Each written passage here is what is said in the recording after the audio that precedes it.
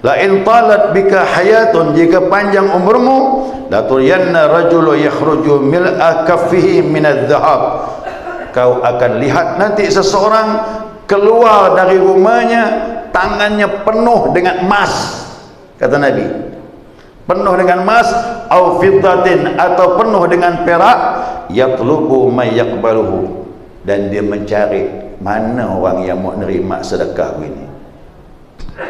Kata Nabi, fala tajidu ahadan yaqbaluhu minhu, dan dia tak menemukan orang yang bisa menerima sedekah dia, kerana waktu itu terlalu makmur. Indonesia belum, tapi Brunei sudah, Qatar sudah, Emirat Arab sudah, ya, Arab Saudi hampir-hampir sudah. Kerana Arab Saudi ni banyak orang pendatang, orang susah, makanya yang nerima tu pendatang semua.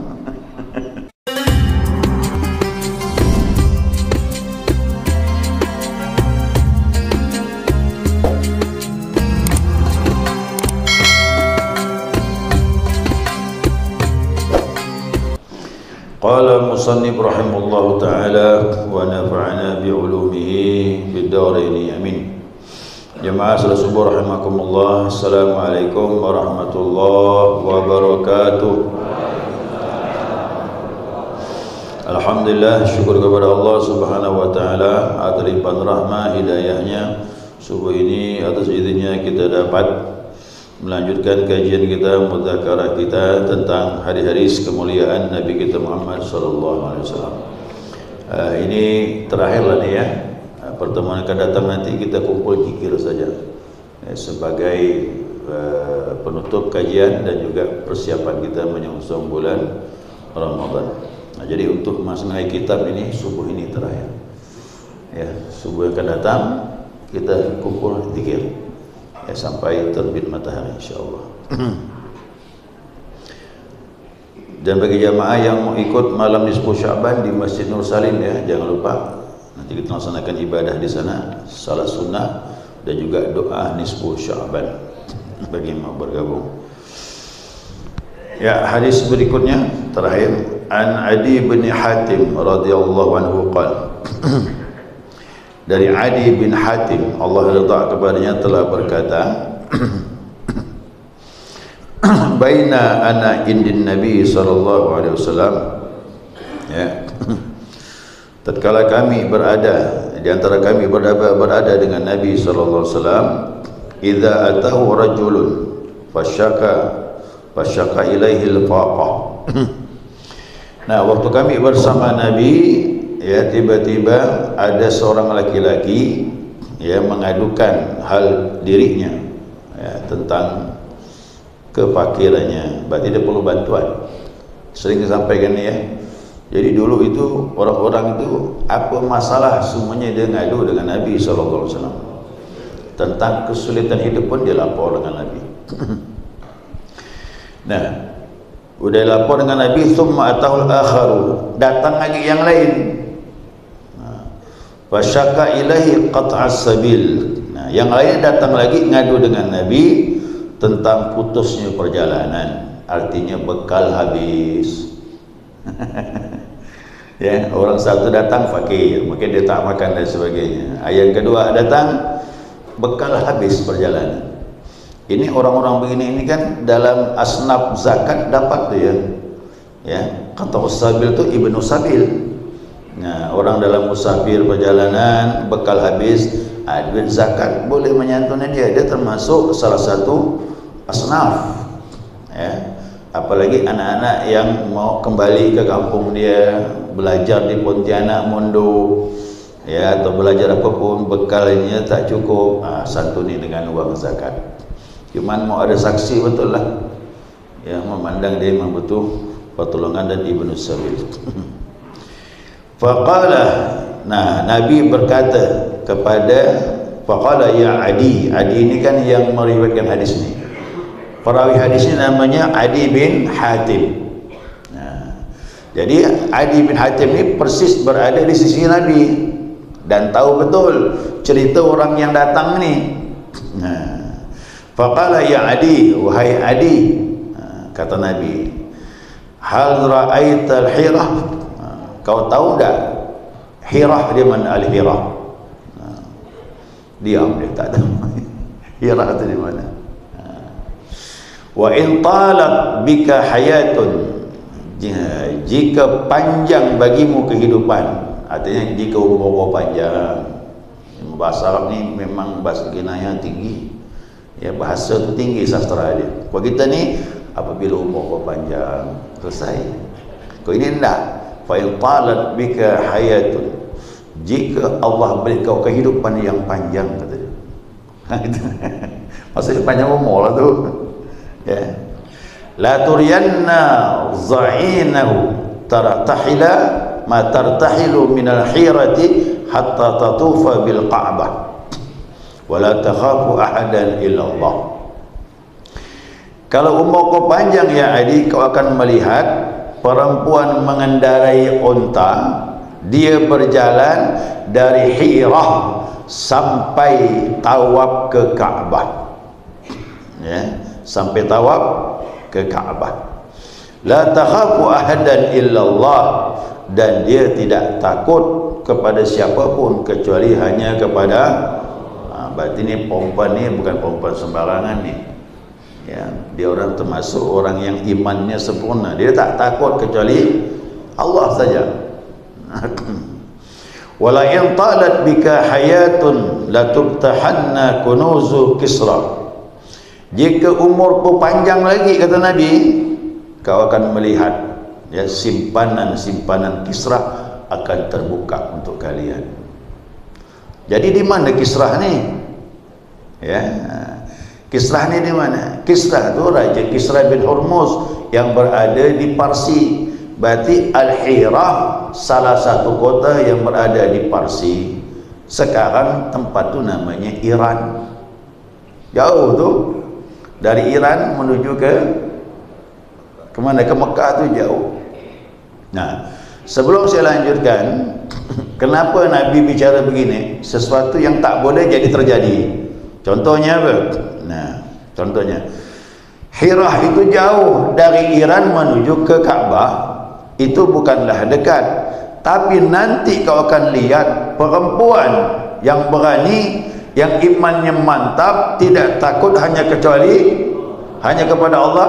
Dia berani berjalan dari Hirah pakai kendaraan unta menuju ke Ka'bah dan tawaf di sana sendiri. Sebenarnya perempuan kan tak boleh berjalan sendiri. Makanya sekarang ada istilah mahram. Kalau mau pergi haji pakai mahram. Itu tak betul. Itu mahram dibuat-buat. Ujung-ujungnya bukan dengan suami, dengan orang lain. Kena harus pakai syarat mahram. Cari, kau mahram aku ya, tunjuk-tunjuk gitu. Karena yang berangkat itu belum tentu suami isteri, belum tentu dengan saudaranya. Kau mahram aku ya, ini bohong, tak betul dia. Ya, akhirnya yang bukan mahram jadi kena memenuhi syarat, harus begitu dia. Nah, ini perempuan tak ada mahram. Zaman Nabi tak boleh perempuan pergi haji, pergi umrah sendirian. Fitnahnya berbahaya dan berbahaya untuk dia. Dulu tak ada lampu kan, jalan-jalan mana lampu, gelap kalau malam, dia harus nginap. Tapi sendiri berjalan di padang pasir, tak ada orang, itu berbahaya. Ya, itu berbahaya. Ada kejadian kemarin, saya dapat berita dari Mutawif. Dari Mutawif waktu kita pergi umrah kemarin tu. Ini dalam keadaan ramai ini sekarang, bukan kayak dulu. Ya. Jadi ada petugas, dia masuk ke kamar, alasannya untuk betulkan apa namanya, air, meriksa air. Nah, kayak petugas hotel gitu. Nah, di dalam tu ada perempuan. Nah, ternyata bukan petugas, dia udah ngintai udah. Ya, kemudian dia masuk, kuncinya. Yang nunggu kamar cuma satu orang sendirian. Habis dikerjakannya. Nah, Jadi jangan main-main dengan Timur Tengah tu, makan kambing. Tengok perempuan buas lah. Ya. Jadi fitnah tu bahaya. Ya. Makanya perempuan tu jangan buka pintu lah kau tak kenal. Ya, yang di hotel sendirian itu. Kita takut juga. Ini informasi baru saya terima kemarin. Jadi kejahatan di Mekah ini luar biasa sekarang. Tak kayak dulu aman. Sekarang banyak pendatang. Ya, pendatang yang kerja di sana tak balik-balik bertahun-tahun. Ujiannya berat. Ya. Jadi bahaya betul. Ya, sangat bahaya. Jadi Mekah ini macam-macam kejahatan. Saya waktu subuh tu, ingat subuh. Kemarin juga nih. Jadi banyak pelajaran dapat ya. Jadi waktu subuh itu dia pakai bahasa Arab ngomong. Kira-kira bunyinya begini.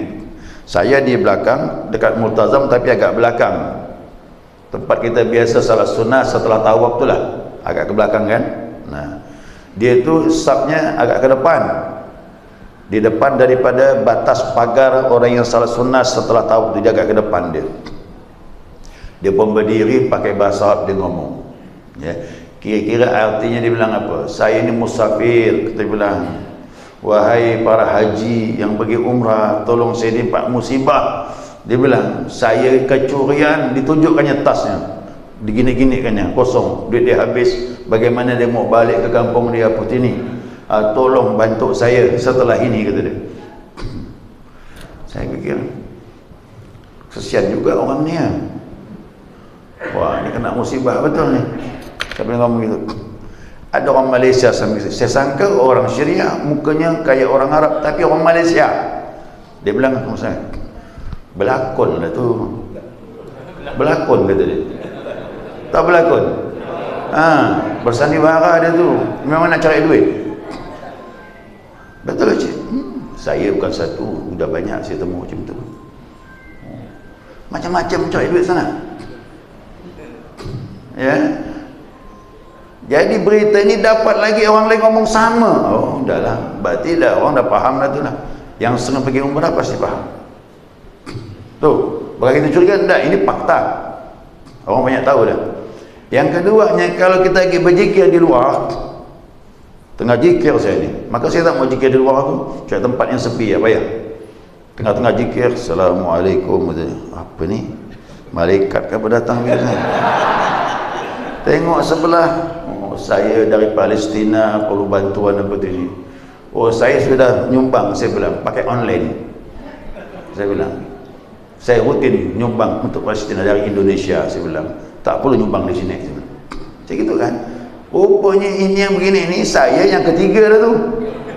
Tengah zikir dia datangi, tengah zikir dia datangi tu. Nah, jadi macam-macam orang cari duit. Yang kecurian pun dah sering dah. Ya, yang kan.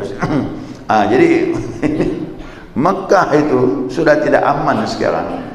Tapi jelas kita bersihkan hati. Kira-kira masuk akal betul-betul kita kasih. Kira-kiranya hati berat, ada unsur maaf penipuan, tinggalkan, tak masalah. Ya. Apalagi dulu zaman Nabi itu gelap, tak ada apa-apa. Kalau perempuan jalan sendiri, oh tak aman tu. Ya, betul tak aman. Tapi Nabi menceritakan ini luar biasa. Seorang perempuan yang imannya kuat, tidak takut kecuali hanya yang begini aman. Kenapa? Backingnya siapa? Gitu kan jamaah. Kalau backingnya Allah, aman perjalanan. Nah, kalau backing kita manusia belum tentu. Kalau yang begini Nabi menunjukkan nanti perempuan yang imannya kuat seperti itulah dia. Ya. Tapi sekarang masalahnya tak pakai mahram lagi. Kalau pergi rombongan boleh, tak ada fitnah. Kita pergi rombongan ramai, mana fitnah dari mana? Tak mungkin ya. Kalau sendiri itu dia fitnah berbahaya. Ya, resikonya tinggi. Dan kau kalau panjang umur kau akan melihat ya simpanan Kisrah akan datang kepadamu. Artinya umat Islam akan mendapatkan harta yang banyak. Kalau Islam sudah tersebar, kekuasaan semakin luas, kan ada upeti itu. Kan ada upeti dia. Tetap ada store. Macam daerah ni, Kalimantan Barat, store ke pusat. Itu namanya upeti dulu. Kau sekarang pajak. Lalu kena peti. Dulu zaman Pak Harto tu kan Masya Allah, daerah 30, pusat 70. Tapi akhirnya ditukar, pusat 30, daerah. Di mana daerah mau bangun? Kok daerah dapat cuma 30%? 70 pusat. Dibalik jadinya. Alhamdulillah, pelan-pelan ini daerah pun bisa hidup sikit. Itu diupeti. Jadi kekayaan berdatangan kata Nabi, zaman kau nanti kau akan lihat.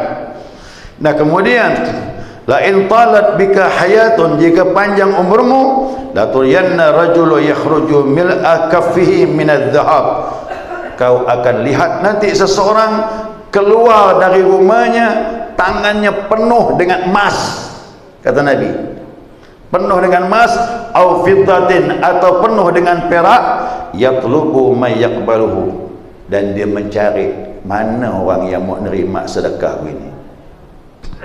Kata Nabi, fala tajidu ahadan yaqbaluhu minhu, dan dia tak menemukan orang yang bisa menerima sedekah dia, kerana waktu itu terlalu makmur. Indonesia belum, tapi Brunei sudah, Qatar sudah, Emirat Arab sudah, Arab Saudi hampir-hampir sudah. Kerana Arab Saudi ni banyak orang pendatang, orang susah, makanya yang nerima tu pendatang semua. Kalau ada zakat mereka, ya pendatang tu lah yang dapat. Nah, saya boleh tahu jamaah sekalian, ini semuanya berapa negara sudah termasuk zakat dia diserahkan negara yang terdekat, negara yang miskin. Di negara dia tak laku zakat.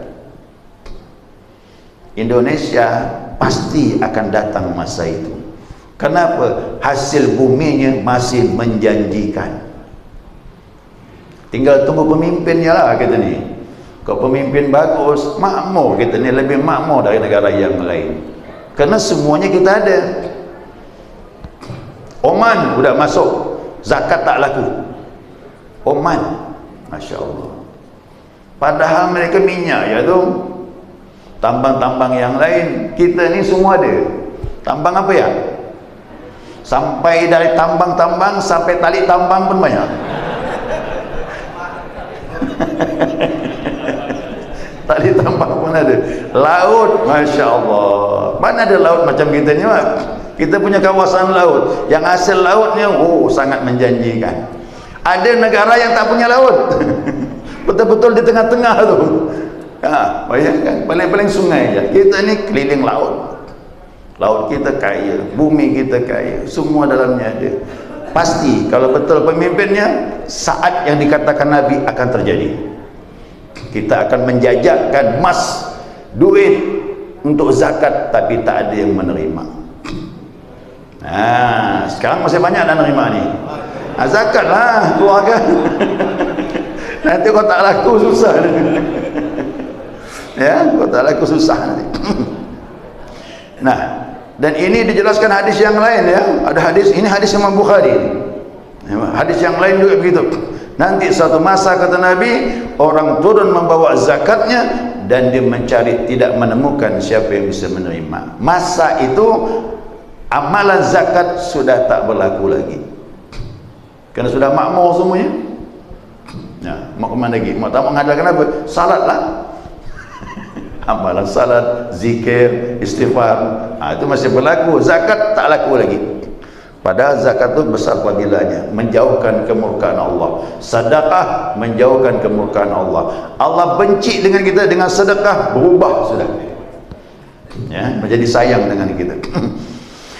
Nah, la yulqiyanna Allah ahadukum yawma yalqahu wa laysa bainahu wa bainahu turjuman. Kalian, kata Nabi, akan bertemu dengan Allah. Kapan tu? Di mana hari antara engkau dengan Allah tak ada lagi penterjemah. Hari itu hari kiamat. Di akhirat nanti kita bertemu dengan Allah, tidak ada penterjemah, langsung bertemu dan faham. Ini bahasa akhirat ya, jamaah, mohon maaf. Kayak wali dengan wali faham. Walau walinya orang Cina, ketemu dengan walinya orang Arab, bisa komunikasi dia. Padahal dia tak pernah belajar bahasa Arab, orang Cina. Orang Arab pun tak pernah berasal baca, tapi bisa paham. Itu bahasanya Allah beri paham. Akhirat nanti semuanya bisa paham bahasa apapun, bisa ngomong dengan Allah tanpa penterjemah. Tapi nanti di surga pakai bahasa Arab. Harus milih kan? Banyak-banyak bahasa di dunia ini, pakai bahasa apa di surga? Kata Nabi, pakai bahasa Arab. Kerana bahasa Arab sastranya tinggi. Nanti jangan pula bingung, macam mana ya, aku tak pernah belajar ya. Sana pandai insya-Allah. Ya, di sana pasti pandai. Kerana memang dah otomatis diberi Allah. Kerana sana ilmu tak ada rahsia lagi, dibukakan oleh Allah Subhanahu wa taala. Ya, jadi nanti kalian akan bertemu pada hari tidak ada penterjemah antara engkau dengan Allah Subhanahu wa taala.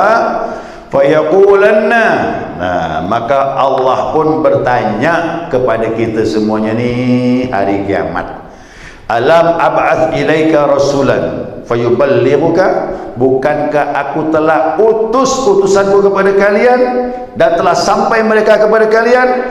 Fayaqulu bala, kita semuanya jawab benar ya Allah.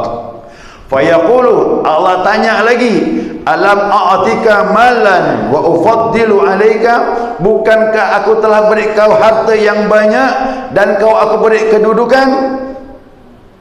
Fayaqulu bala, benar ya Allah. Inilah ni. Jadi harta tu ditanya sama Allah di akhirat, kemana harta kita? Berita Nabi dah sampai belum? Udah ya Allah. Nabi suruh sedekah sudah sampai belum? Sudah ya Allah. Allah tanya, apa yang telah kau buat dengan harta itu? Faham ni? Ini zaman kita ni masih laku sedekah. Pun ditanya, masa tak laku nanti tak nak ditanya, tu apa ditanya lagi? Masa masih berlaku sedekah, Allah tanya. Bala ya Allah, benar ya Allah. Fayanzuru an yaminihi fala yara illa jahannam, maka dia pun melihat sebelah kanannya, tidaklah kelihatan kecuali neraka jahannam. Fayanzuru an yasarihi, kemudian dia melihat sebelah kirinya, fala yara illa jahannam, dia lihat pun neraka jahannam. Kanan jahannam, kiri, berarti dia bakal masuk neraka kerana hartanya tidak dijalurkan dengan jalan yang benar. Hati-hati jemaah, ini ancaman ni. Kan ada dua ayat, satu tapi ancamannya dua. La in syakartum la azidannakum, syukur keluarkan untuk anak, untuk isteri, untuk keluarga, nabung boleh, tapi 2,5% keluarkan. Untuk fakir, la in kafartum, jika kau ingkar tak ikut aturan itu, inna azabi, berarti kan kita dihadapkan dengan azab nanti. Syukur tambah, tak bersyukur azab. Pilihlah. Kan cuma dua jalur je tu, tak ada jalur yang ketiga lagi dah. Ya, syukur bertambah, tak bersyukur ada azab. Bayangkan, mandang ke kanan neraka jahanam, ke kiri neraka jahanam, berarti dia sudah berada di sekitar itu. Tak jauh lagi dah tu dah. Fattaqun nar, kata Nabi, jagalah dirimu daripada api neraka, walau bisyiqqi tamratin, walaupun dengan separuh satu biji kurma. Jadi sampai orang yang tak mampu pun, duit tak ada, masak sebiji kurma bagi dua, kau tak mampu. Kan pernah saya sampaikan, orang datang dengan Nabi berdua, ngomong masalah agama. Nabi beritahu istrinya, Aisyah, ada tak sesuatu? Tak ada. Tengok lagi, lihat lagi, pergi ke belakang, bongkar-bongkar, ada. Apa tu? Satu biji kurma. Ambil, kata Nabi. Ambil, bagi dua. Tamunya berapa? 2 orang, bagi 2 kurma tu. Kasihkan tamu. Oh, dia senang dia, biar sedikit yang beri Nabi. Biar kecil pun kurang berkah namanya. Pun dia pun makan. Selesai, pulanglah tamu tersebut. Aisyah bilang, bisakah kita sedekah begitu? Malulah, satu biji begitu.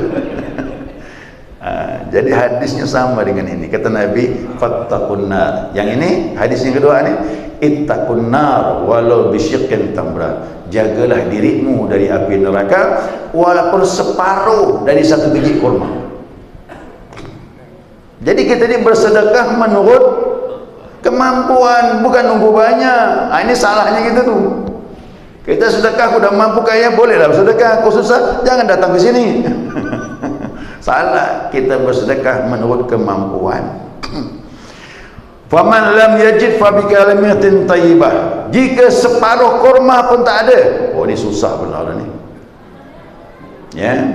Separuh kurma pun tak ada untuk disedekahkan. Mungkin separuh untuk makan, separuh kasih orang pun tak ada. Nah, dengan kalimat yang baik, ngomong yang baik, itu pun sedekah. Begitu Nabi SAW mengajar. Jadi kita kalau tak ada harta bersedekah apa? Bicara yang baik, nyenangkan hati orang. Udah, sedekah dah tu. Apalagi orang kena musibah, tenangkan hati dia, dapat pahala kita tu. Sedekah tu. Nah, qala ya Adi. Nabi bilang lagi, ya Adi, faraitu dha'inah tartahilu minal hirah hatta tatufal bil Ka'bah. Nah, berkata Adi, akhirnya kata Adi bilang, aku melihat betul seorang perempuan berjalan dari Hira berkendaraan dengan onta sampai tawaf di depan Ka'bah. Dan orang itu aku telah menemuinya, dia punya jiwanya, dia bilang la takhafu illallah, dia tidak akan takut kecuali hanya kepada ketemu dia. Apa yang dikatakan Nabi ketemu setelah Nabi meninggal. Kerana Nabi berbicara tentang yang akan datang. Ini kan mukjizat namanya. Nabi tak ketemu. Parsi, Irak belum di kekuasaan Nabi. Nanti zamannya Umar. Tapi kau ceritakan akan datang. Nah, semuanya kata Adi bin Hatim terbukti yang diucapkan Nabi Muhammad sallallahu alaihi wasallam.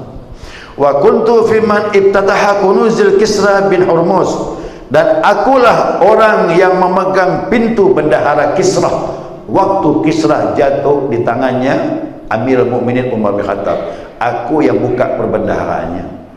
Nabi ngomong dengan dia, memang dia lah yang menemukan semuanya itu. Ya, nah, dia bilang apa? Wala in talaq bikum hayatun, jika kalian, kata Adi bin Hatim ngomong sama sahabat yang lain, jika kalian panjang umur, la tarawunna ma qala an-nabi Abul Qasim sallallahu alaihi wasallam yakhruju mil'a kaffihi. Kalau kalian panjang umur, kalian akan melihat apa yang dikatakan Nabi. Adi bin Hatim tak lihat ni, belum lihat dia. Tapi Adi bin Hatim bilang, nanti zaman kau akan lihat yang dikatakan Nabi, orang keluar bawa emas di tangannya dan dia bersedekah dengan zakatnya, tak menemukan orang yang bisa menerima. Bukan zaman aku, kata Adi bin Hatim, nanti zaman kalian. Nah, terbuktinya kapan? Zamannya Umar bin Abdul Aziz, khalifah terakhir Bani Umayyah. Itu zaman yang sangat adil. Zakat tak laku. Yang saya bilang dulu apa? Kambing dengan serigala akur berkawan. Biasanya serigala pandang kambing langsung menerkam, tapi zaman Umar bin Abdul Aziz bisa berkawan. Zakat tak laku. Ulama pun datang menghadap dia. Ya Amir, hai pemimpin, apa yang kau buat? Kulihat kambing dengan serigala bisa akur, zakat tak laku lagi negeri ini. Dia bilang, apa yang disuruh Allah aku kerjakan, yang dilarang Allah aku tinggalkan. Itu saja, kata dia. Kok ada pemimpin macam ini, Pak? Jangankan manusia, hewan bisa akur. Ini manusia berkelahi semuanya untuk dapatkan proyek semuanya. InsyaAllah itu akan datang di negeri kita, insyaAllah, amin ya rabbal alamin. Assalamualaikum warahmatullahi wabarakatuh.